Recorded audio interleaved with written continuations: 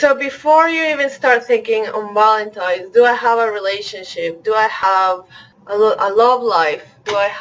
Before you start comparing yourself with other relationships, or if you have a relationship right now or you don't, before you even go there because it's Valentine's Day, what really matters is, are you loving yourself first?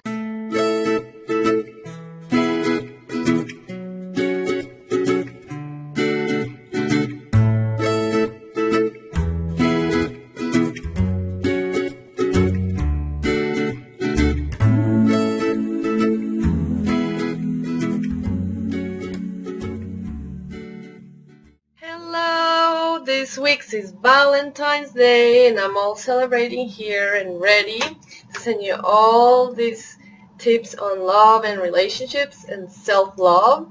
I wanted to talk about what is required to really love and accept yourself. You have to do a lot of introspection, and that sometimes makes us a little uncomfortable to really, dig in within us. We're really loving ourselves every day by every action that we do, by every decision. It's required for you to do it every day as a practice, as a consistent practice. And at the beginning, you're not used to it, maybe because you've been told that you're not worthy, for years. So all of a sudden, you're not going to start thinking differently. But it is by baby steps, it is by little daring steps that you will start to build this confidence and self-love for yourself. You will start believing you're worthy. So before you even start thinking on Valentine's, do I have a relationship? Do I have a love life? Before you start comparing yourself with other relationships, or if you have a relationship right now or you don't, before you even go there because it's Valentine's Day, what really matters is, are you loving yourself first? You come first.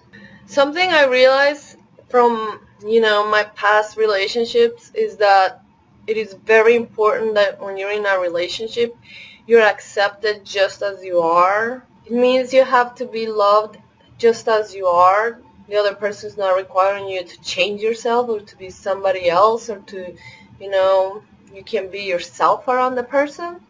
If those are actually warning signs that it's a mismatch. Also, there's also a balance between things that you're trying to work towards to improving yourself. As long as you're aware that it's something you're trying to improve, and then that's acceptable. What I'm trying to clarify is that when I'm saying that the other person has to love you and accept you just as you are, it doesn't mean like, basically, oh, I'm an asshole, so they have to love me just as I am. No, that's not what I'm trying to say here. So I'm not giving you an asshole pass. That's not what I'm trying to say. Another tip will be, are you allowing yourself to receive love? Are you opening the gates to receive love? Sometimes we're shutting off, or we create these walls out of fear, and we're blocking receiving. Are you allowing yourself to receive love, to receive in your life? You are deserving. It has to come from a place where you know you are deserving. One way you can find out if you're blocking yourself from receiving is, for example, if someone gives you a compliment, you water it down. You're like, oh, thank you, I didn't sleep well, or something like that, instead of just saying thank you. Another tip is to check if in a relationship you're not just the giver. It has to be both ways. It has to be, you're not just constantly pleasing people or just giving, and you don't get anything back. Also, it is necessary to set up boundaries from the beginning. You have to set expectations and your feelings clear from the beginning. Don't be afraid of expressing clearly your wants, your desires, your goals, what you want of this relationship, what are your expectations, and especially If you have a strong value system, and if you're not clear, you can write down what your values are. And then make sure before you let anyone come into your life to meet that value system that you have in your life. Sometimes you wonder, why do I keep attracting these people that treat me poorly? And it's because from the beginning you didn't have this value system in place. And it's okay to say no. It is okay to have a strong value system where you're not willing to accept certain behaviors from the other person. And it's very important that from the beginning you set that boundary line that the other person's not going to cross of respect. Because especially at the beginning, if they cross that line, it is going to be very hard to go back to setting your value system and really proving that you're not going to let the person keep passing that boundary. Don't feel guilty when you say no. Don't feel guilty. Just, you are a priority in your life. How you feel about yourself? Do you have really time? Don't feel guilty for not pleasing everyone. Being assertive is very fundamental to having healthy relationships. Sometimes we think that the other person is psychic and they should know and they should get us. And sometimes, even if you have to repeat things, that's okay. Express your feeling and your wants. Don't be assuming that the other person should get you, or because you made this gesture is clear. Be careful of the passive aggressive or sending subliminal messages or expecting people to mind read you. Try to avoid not communicating exactly what it is that you want. For example, when your partner says, do you want to do this? And you said no, but you really mean yes. Or if your partner asks you, is something wrong? Or you're not feeling okay? Don't say, I'm fine. Be okay with expressing and evaluating why. Why are you feeling like that? What's bothering you? And start practicing communicating. Even uncomfortable conversations. Keep in mind the goal is to reach an understanding and not just engage in conversations that are just complaining or just venting. There can also be unhealthy over-venting. If that's all you talk about, it can bring all the energy level down. And it is good to release emotions, but there also has to be a balance where you're not just ruminating, repeating over and over again something bad. I think sometimes it's better to do a releasing practice. Like I talked last week on writing it down and getting it on paper and then ripping the paper down and then flush it or burn it. Another example of practicing assertiveness is, this is just a simple start. For example, when you're in line in a coffee shop and someone cuts you, then you can be a good way to practice assertiveness is, instead of getting angry and making faces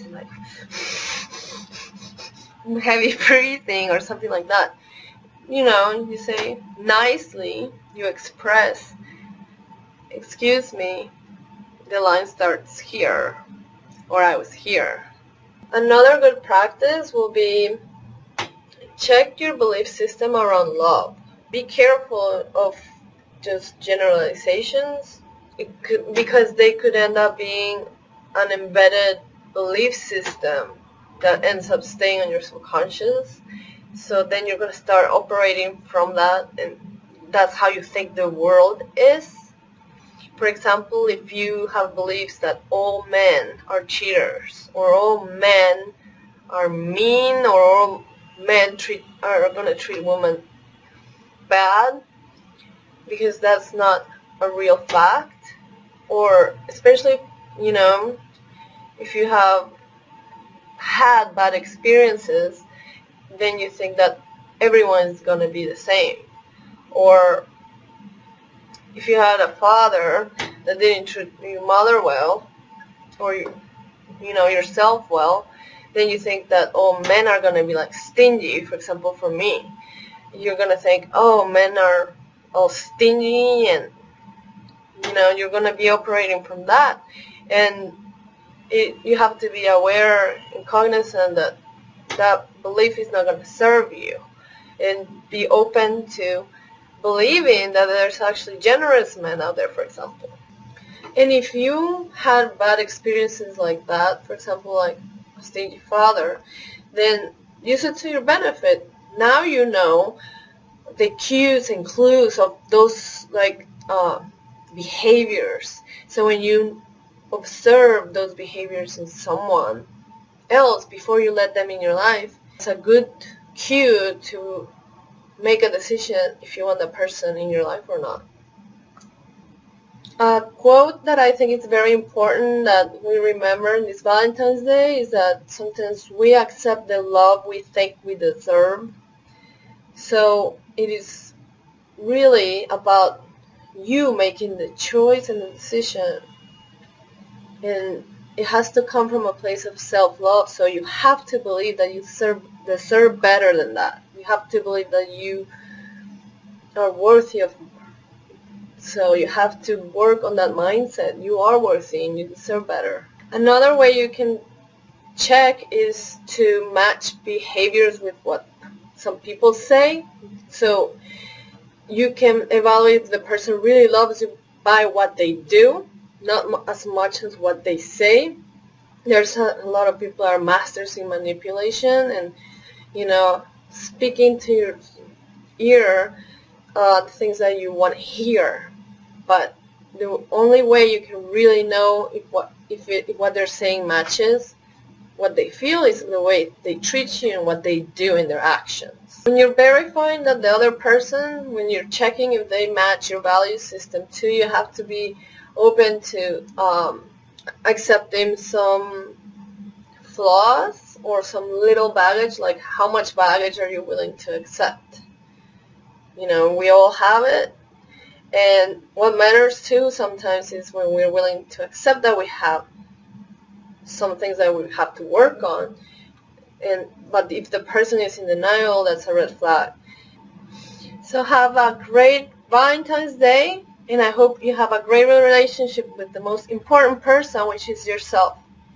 Remember, you are lovable, you are worthy, and it's never too late to change the story of our lives. I'm Vanessa, and I'm an emotional intelligence mentor at bossofmyfeelings.com.